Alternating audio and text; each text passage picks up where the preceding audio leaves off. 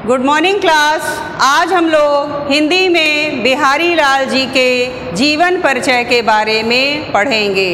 हमें देखना है कि बिहारी लाल जी कैसे कवि थे और किस काल को इन्होंने समृद्ध बनाया है। तो आज हम लोग बिहारी लाल जी के बारे में पढ़ेंगे। बच्चों, हम बताना चाहेंगे कि बिहारी लाल जी रीति काल के रीति सिद्ध कवि कहलाए। कारण क्या है कि जो कवि उत्कृष्ट काव्यों का सृजन करते रहे हैं वे ही कवि उस काल को समृद्ध बनाने वाले कवि कहलाए। तो पहले हम अगर इनके जीवन परिचय को आपको बता देंगे तो आपको पता चलेगा कि कितने वर्षों तक इन्होंने अपने जीवन काल में रचनाओं का सृजन किया है। तो सबसे पहले मैं कहना चाहूँगी कि बिहारी लाल जी का जन्म सन 1603 ईस्वी में हुआ था और जन्म का स्थान क्या था? बसुआ स्थान था जन्म का, यानी गोविंदपुर ग्राम में, बसुआ गोविंदपुर ग्राम में इनका जन्म हुआ। ठीक है। और लगभग 60 वर्षों तक के जीवन काल में इन्होंने एक से एक उत्कृष्ट दोहों की रचना की। अगर हम बिहारी लाल के साहित्य को देखें, दोहों को देखें, तो हमें पता चलेगा कि कोई भी भाव ऐसा नहीं रहा है जिसको इन्होंने अपने काव्य में व्यक्त ना किया हो।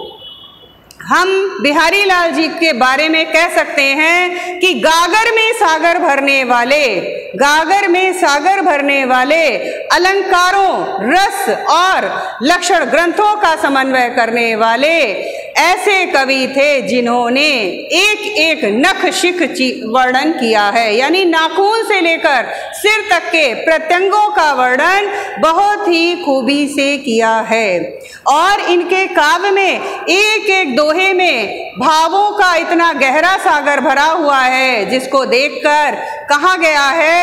इनके बारे में एक दोहा बहुत ही प्रसिद्ध है जो मैं आपको बताने जा रही हूँ कि सत सैया के दोहरे अरुनाविक के तीर, सत सैया के दोहरे अरुनाविक के तीर देखन में छोटे लगे और घाव करे गंभीर। कहने का तात्पर्य है कि बिहारी सतसई जो इनकी रचना प्रसिद्ध हुई है, इस सतसई के एक एक दोहे में भावों का सागर लहरा रहा है, यानी उसमें ऐसे ऐसे भाव भरे हैं जिससे कि हमें लगता है कि उन्होंने कोई भी जो प्रसंग है किसी को छोड़ा नहीं है, यानी हर प्रसंग पे इन्होंने चर्चा की, चाहे औषधि गुण हो, चाहे प्रकृति की सुंदरता हो, श्रृंगार की बात हो, भक्ति की बात हो या नीति की बात हो, बिहारी लाल जी ने समस्त प्रसंगों का उल्लेख अपने दोहों में किया है। इसीलिए ये दोहा प्रसिद्ध है। आप इसको नोट भी कर सकते हैं कि सत सैया के दोहरे अरुनाविक के तीर देखन में छोटे लगे घाव करे गंभीर। चलिए अब हम आगे बढ़ते हैं। इनकी रचनाओं की तरफ अगर हम ध्यान दें तो हम कह सकते हैं बिहारी जी की एकमात्र रचना बिहारी सतसई थी, लेकिन वो हिंदी काव्य जगत में इतनी प्रसिद्ध हुई, इतनी चर्चित हुई कि उनकी तुलना केवल बिहारी लाल जी की समता, उनकी तुलना अगर कोई कर सकता है तो केवल सूरदास जी हैं और तुलसीदास जी हैं जो बिहारी लाल की समता कर सकते हैं। क्योंकि तुलसीदास और सूरदास जी के भी आपने जीवन परिचय को पढ़ा और ये विदित हो गया है कि उत्कृष्ट रचनाओं का लेखन करने वाले बिहारी लाल जी थे। ठीक है। और सूरदास और तुलसीदास जी उनकी समता करते हैं, यानी तीनों ही एक समकक्ष हैं जिन्होंने एक से एक उत्कृष्ट रचनाओं का सृजन किया। तो मैंने बताया कि ये जो रचना है ये बिहारी सतसई के नाम से विख्यात हुई और इसमें लगभग 700 दोहों से ज्यादा इसमें दोहे संकलित हैं, उन्हीं के कारण ये प्रसिद्ध हुई। अब हम बढ़ते हैं इनके काव्य की विशेषताओं की ओर। अगर हम इनके काव्य की विशेषताएं आपको बताएं तो आपको ये प्रमुख रूप से 4-5 जो पॉइंट हैं ये देखने को मिलेंगे। पहली विशेषता क्या है? भक्ति भावना। दूसरी है श्रृंगार वर्णन।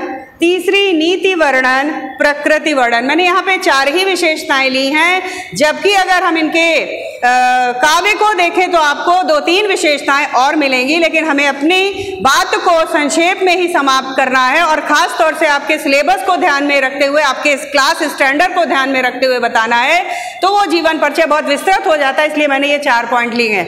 तो पहले मैं बताना चाहूंगी भक्ति भावना। बिहारी लाल की भक्ति भावना में हमको ये दोहा अगर मैं कहूं या बताऊं आपको तो इससे इनकी भक्ति भावना बिल्कुल परिलक्षित हो जाएगी। मैं बताना चाहूंगी भक्ति भावना में, मेरी भव बाधा हरो राधा नागरी सोए, जा तनकी झाई परे श्याम हरित दुति होए। यहाँ पे बिहारी लाल जी ने राधा जी की स्तुति की है और बच्चों इसी दोहे से बिहारी सतसई का प्रारंभ हुआ है।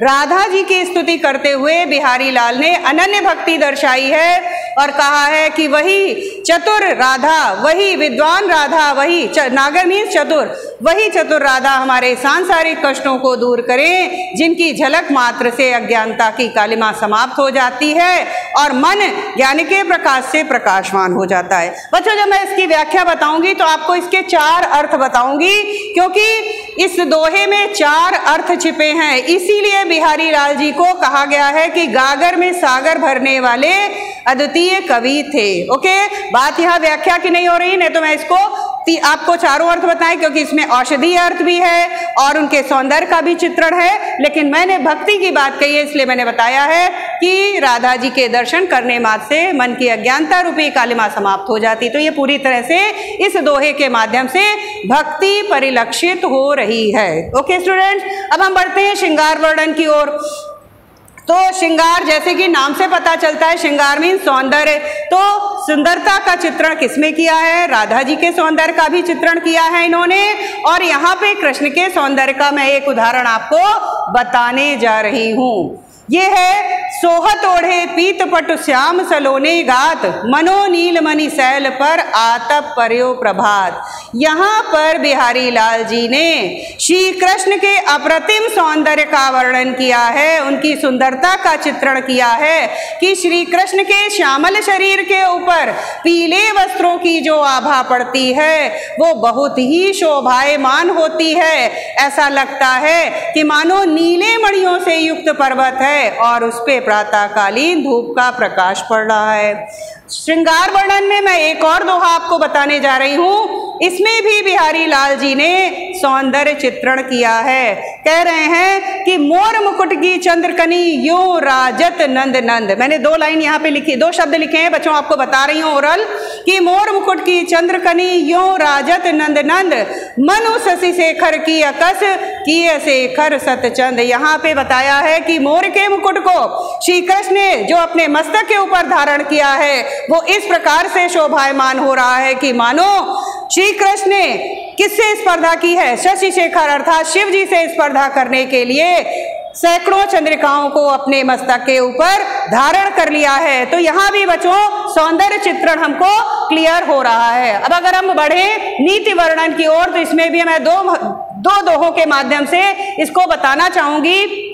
नीति मतलब कि समाज में इन्होंने उपदेशात्मक शैली में क्या बात कही है उसका वर्णन है कि नर की अरु नर नील की गति एक सम होए, जो जो नीचे हो चले तो ऊंचो हो। यानी कि जितना ही वो नीचाई में नल को खोद कर लगाया जाता है वहां वो पानी उतनी ही ऊंचाई तक देता है। उसी तरह से जो व्यक्ति जितना ही गुणवान और विद्वान होता है वो उतनी ही कैसे नम्र स्वभाव का या उतना ही लचीले स्वभाव का होता है, बहुत ही सादगी से बहुत ही विनम्रता से बात करता है। तो ये नीतिपूर्ण बातों से इन्होंने समाज को उपदेश दिया है। एक और दोहे के माध्यम से मैं बताना चाहूंगी नीति कि बढ़त बढ़त संपत्ति सलिल मन सरोज बढ़ जाए।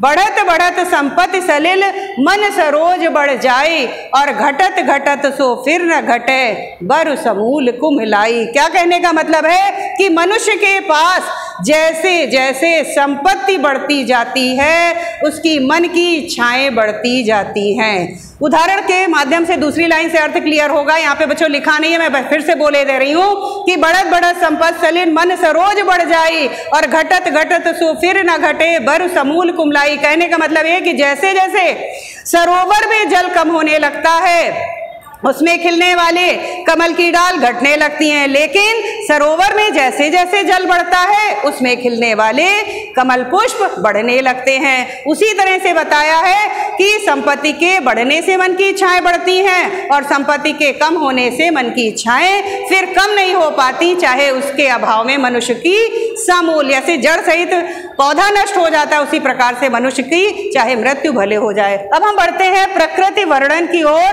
प्रकृति में भी बिहारी लाल जी ने 6 ऋतुओं का वर्णन किया है।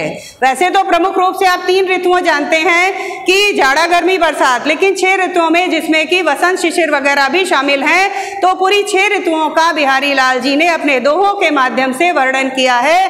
तो ये मैं दोहा बताना चाहूंगी जिसमें प्रकृति की सुंदरता का उल्लेख हुआ है। इसमें क्या कहा है कि अरुण सरोरु कर चरण द्रग खंजन मुख चंद, अरुण सरोरु कर चरण द्रग खंजन मुख चंद, और समय आई सुंदरी शरद काहे न करो अनंत। यहाँ पे बताया है कि जिस समय शरद ऋतु आ जाती है उस समय जो वातावरण में लाल रंग के कमल खिलने लगते हैं, पुष्प खिलने लगते हैं, सर्वत्र शरद ऋतु में पुष्पों का चारों तरफ मतलब जो है पुष्प चारों तरफ खिले होते हैं, उस समय का वर्णन किया है कि अरुण सरोरु, सरोरु मीन्स कमल, यानी शरद काल के आते ही लाल रंग के जो कमल खिलते हैं वो ऐसा लगता है कि जो शरद काल रूपी सुंदरी है उसके कर मीन्स हाथ और चरण मीन्स पैर, यानी हाथ और पैर हैं, और मुख कहा है चंद, यानी जो शरद काल में पूर्ण चंद्रमा निकलता है शरद पूर्णिमा का, वो चंद्रमा उसका मुख हो जाता है। द्रग खंजन, और जो खंजन पक्षी उड़ते हैं वो नेत्र हो जाते हैं। तो इस तरह से प्रकृति में मानवीकरण कर दिया है, यहाँ पे प्रकृति की सुंदरता का वर्णन है। अब हम बच्चों बताएंगे रस, छंद, अलंकार। तो हमें ये कहने में कुछ भी संकोच नहीं हो रहा है कि बिहारी लाल जी के काव्य में अलंकारों को समाहित करना नहीं पड़ा, बल्कि उनको काव्य लिखते समय अलंकार स्वतः ही उनके काव्य में समाहित हो गए, चाहे उपमा हो, रूपक हो, उत्प्रेक्षा हो, प्रतीप हो, व्यतिरेक हो, एक से बढ़कर एक सारे अलंकारों का इनके काव्य में समावेश हुआ है। छंद की बात हम करते हैं तो हम कह सकते हैं क्योंकि बिहारी से ही दोहों में ही रचित है, इसलिए इनके छंद में दोहा छंद हमको अधिकतर दिखाई देता है। अलंकार मैंने बता ही दिया। बात करते हैं रस की, तो इसमें भक्ति रस है, श्रृंगार रस का ज्यादा परिपाक हुआ है, और जहां पर नीति की बात है वहां शांत रस है।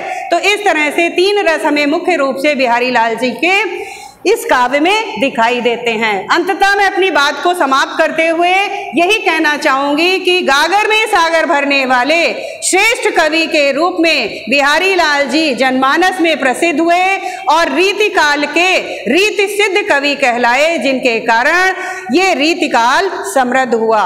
Okay students, thank you.